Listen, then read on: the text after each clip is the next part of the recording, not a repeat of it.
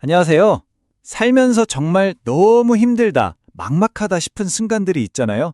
바로 그럴 때 의외로 가장 강력한 무기가 되어주는 게 바로 쓰는 것이라고 합니다.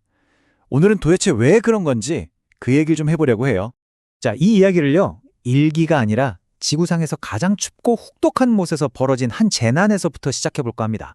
바로 탐험가 어니스트 쉐클턴의 이야기죠. 쉐클턴과 28명의 대원들. 이들은 남극에서 타고 있던 배가 거대한 얼음에 갇혀서 그대로 부서져 버리는 정말 말 그대로 최악의 상황에 처하게 됩니다. 기온은 영하 30도고요. 가장 가까운 구조로청 지점까지는 무려 1900km나 떨어져 있었어요. 생존을 위한 처절한 싸움이 시작된 거죠. 자, 이런 상황에서 식량이나 구명보트 같은 건 당연히 챙겨야겠죠? 그런데 그것들 말고 목숨처럼 끝까지 지켜낸 게 하나 있었습니다. 과연 뭐였을까요? 정말 놀랍게도요. 그건 바로 일기였습니다. 대원들은 매일매일 꼼꼼하게 일기를 썼고요. 탐험대의 사진사는 그 무거운 유리 원판 카메라를 끝까지 포기하지 않았어요. 아니, 당장 내일 살 수 있을지도 모르는 상황에서 왜 이들은 기록에 그토록 집착했던 걸까요? 바로 여기에 오늘 이야기의 핵심이 있습니다. 그들에게 글쓰기는요, 단순히 과거를 남기는 행위가 아니었어요. 그건 미래를 향한 아주 강력한 약속이자 선언이었던 겁니다. 소설가 김영하 작가가 바로 이 점을 이야기하는데요. 어떤 글을 쓴다는 것, 그 행위 자체에 이미 희망과 살고 싶다는 의지가 담겨 있다는 거예요. 왜냐하면 우리는 무의식적으로 그 글을 읽게 될 미래의 날을 가정하고 있기 때문이죠. 이거 정말 멋진 역설 아닌가요? 내가 지금 다 끝났어, 절망적이야 라고 쓰고 있는 그 순간조차도 쓰는 행위 자체가 아니 끝나지 않았어 라고 말해주는 증거가 된다는 겁니다. 자, 그럼 이게 심리적으로는 대체 어떻게 우리에게 도움이 되는 건지 그 원리를 한번 제대로 파고들어보죠. 우리가 느끼는 아주 격렬한 분노나 슬픔 같은 감정들 있잖아요.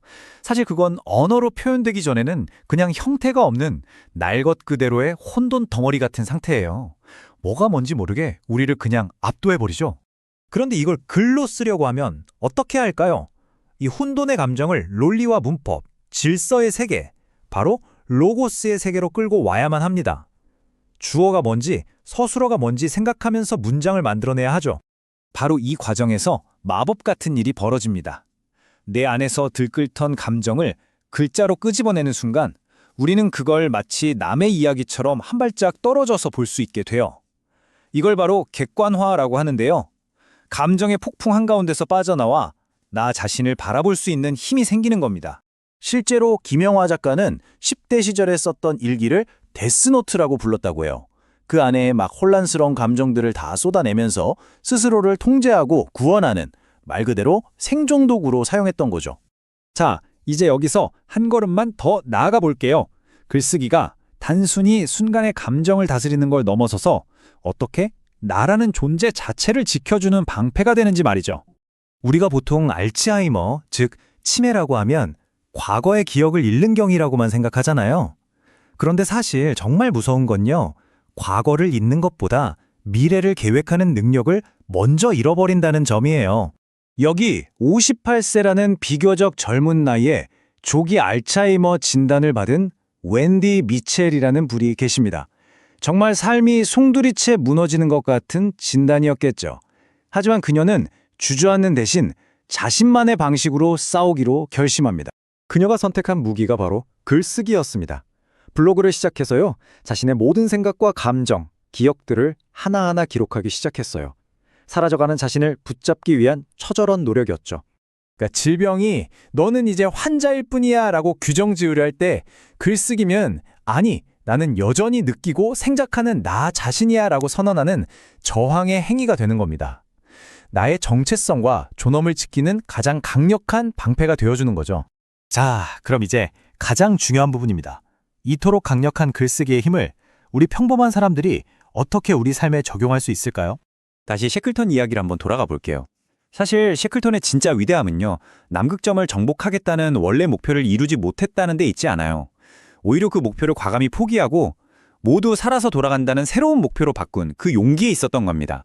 그에게는 28명의 대원들의 목숨이 달려 있었죠. 640일, 거의 2년에 가까운 시간 동안 지옥 같은 고립 속에서 그는 과연 몇 명의 대원을 잃었을까요? 정답은 0명입니다. 단 한 명도 잃지 않았어요. 눈앞의 현실을 냉철하게 분석하고 목표를 수정하고 대원들을 이끌어서 결국 전원 무사히 귀환시켰습니다. 여러분, 여러분의 일기가 바로 내 인생의 셰클턴이 될 수 있는 도구입니다.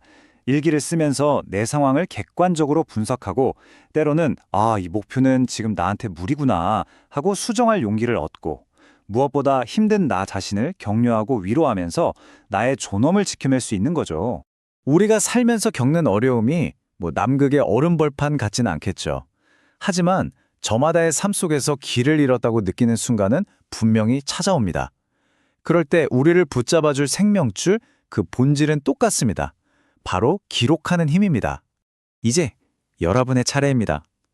오늘 하루 당신은 당신 자신에게 어떤 이야기를 들려주고 또 어떤 이야기를 기록하시겠습니까?